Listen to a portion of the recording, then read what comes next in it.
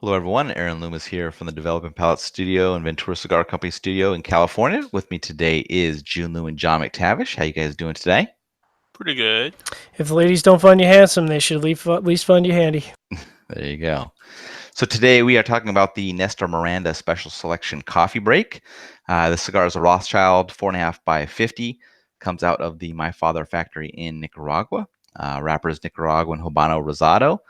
Binder is Nicaraguan Criollo 98, and the filter is from Nicaragua. Cigar was released in May of 2019, and the price point is $6.99. So with all that out of the way, Jiunn, tell us about your overall thoughts on this cigar. It was okay. This should have been called like post big fucking steak cigar or something, or like big ass cigarette break.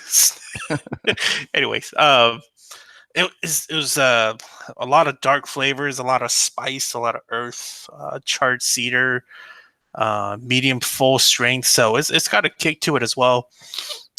Just really heavy flavors in that finish. It's one of those finishes that's like, you smoke cigars. It's just like got a really like dirty, heavy finish. This is it, and it like really it cakes into your palate, and that char cedar really like just lingers on forever. I don't mean to sound like a dick, but never have I been so thrilled to brush my teeth after a cigar.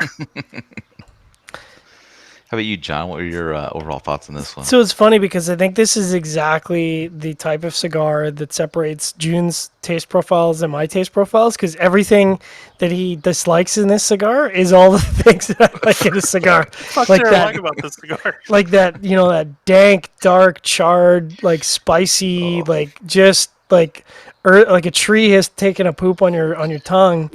It's dank. And to your guys' point, like, man, I was halfway through the first third, and I was like, holy crap, where the hell is this cigar coming from? Like, this is, like, I got to slow down because this is starting to kick my ass. And I was not expecting that at all. So, given the format and the size, people need to be aware, like, this cigar is no joke. Like, this is definitely in the fuller side of medium full. So when I slowed down, I felt a lot better, but it came up fast. Like, I was halfway through the first third, and I was like, oh boy. But yeah, baking spices, cedar, leather, like really dank, dark flavors, chewy flavors. I enjoyed that. Loomis, what about you? Yeah, I thought the flavor profile was pretty nice through the first two thirds. Kind of fell off a little bit in the final third, but the strength level was definitely higher than I was expecting. Even though it was coming out of My Father, that's kind of a fuller strength type cigar, but for an Nestor Miranda offering, I thought it was going to be a little bit lighter. But it was, like you guys had mentioned, it was up there. But I thought the strength matched up with the fullness and the flavors. Like, it wasn't just a strength for the sake of strength. But I also think the Vitola name Coffee Break is a bit of a misnomer. This thing smoked slow as hell, man. Yeah. It was like I got 2.5 hours, almost 3 hours out of this thing, and it's a 4.5 inch cigar. Did you guys have any issues with the burn or the draw? I had issues with the burn. Yeah. It was a bit wavy, and I had to do a kind of a touch up in the second third because I got a little too far off for me. I had burn issues too. Yeah. I had 2 touch ups and a relight, which is unusual. Yeah. And then on the draw, it was definitely on the tighter side. Like, it wasn't disserviceable, but like it was up to 2.5 notches tight, which is pretty tight. And maybe that's why it was burning so slow. Mm-hmm. I mean, thank God it did, because if I'd smoked it in an hour and a half, I might have been retching. Right. So yeah. I'm almost offended with the naming convention of the cigar. Coffee Break, yeah. Than like with most of those Ezra releases. Well, it kind of implies that, like you said, it kind of implies that it's like you go out and have a cigar in your coffee break, and like this is the absolute opposite of that mentality. If you smoke this in a coffee break, you will die. That's what I'm saying. So I don't know. Like, I don't know why they called it coffee break. I don't know where that. Right. Coffee break is like It's just the Vitola name that a few cigars have used. Yeah. Oh, so stupid. it just but yeah, I mean, I thought the cigar was pretty good. I'd have no problem smoking more of it. Good price point. I think it's a good reintroduction of the brand. It was a cigar that was out there.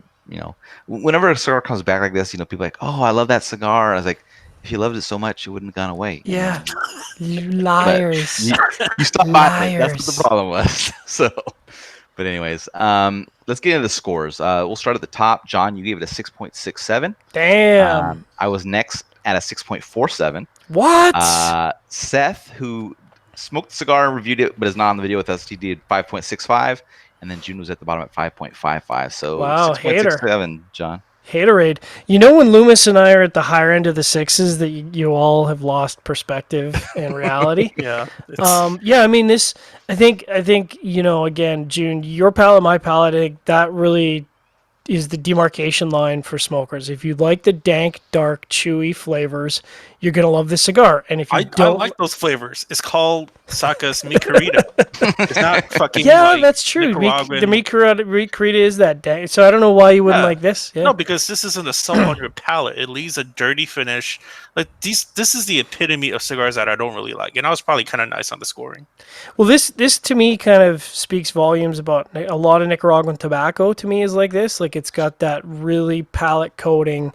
Like you smoke one, and you unless you're gonna drink a bunch of rum, your palate is kind of done because there's like your palate is shot. So to me, 667 lines up because like Aaron was saying. I mean, I would definitely smoke this again. And now that I know the price point, like, yeah, hell yeah. Like, this is right up my alley for sure.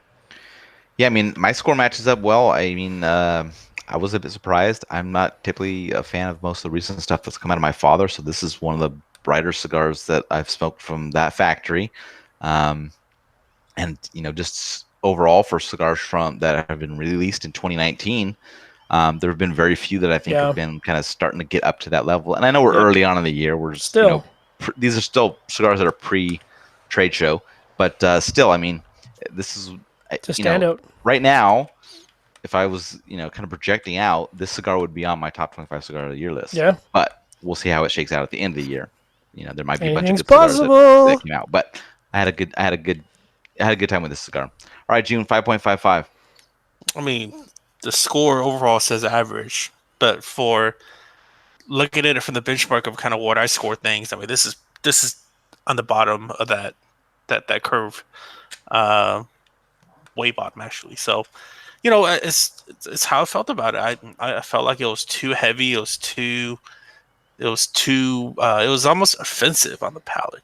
Like I was brushing my teeth and I was like, man, maybe I should brush it again. So. Should I do my Seth impression? Go for it. Listen, man. So like, here's the thing about Nicaraguan tobacco, okay? So I mean I will say something nice about this in the sense that I think with something this heavy, it could stand up to a really big, like barrel proof whiskey. Bourbon. Yeah, actually, right? Like big bourbon. That would Isla be whiskey, great pairing. right? Yeah. Like I think especially Isla whiskey, I assume it's going to draw out more of that creaminess and the sweetness, right? And the earthiness to pair That's with a good it. point, So, man.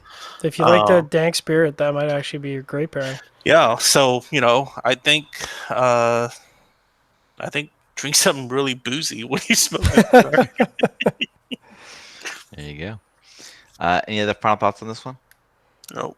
Nope. All right. If you're just catching this video on YouTube, be sure to subscribe to us. But also check out the full written review on the website, developmentpalace.com. Follow us on all the social media channels, and you can catch all of our review recaps on podcasts, so iTunes, Google Play, and Podbean. Thank you for tuning in. We'll catch you on the next one. Coffee break.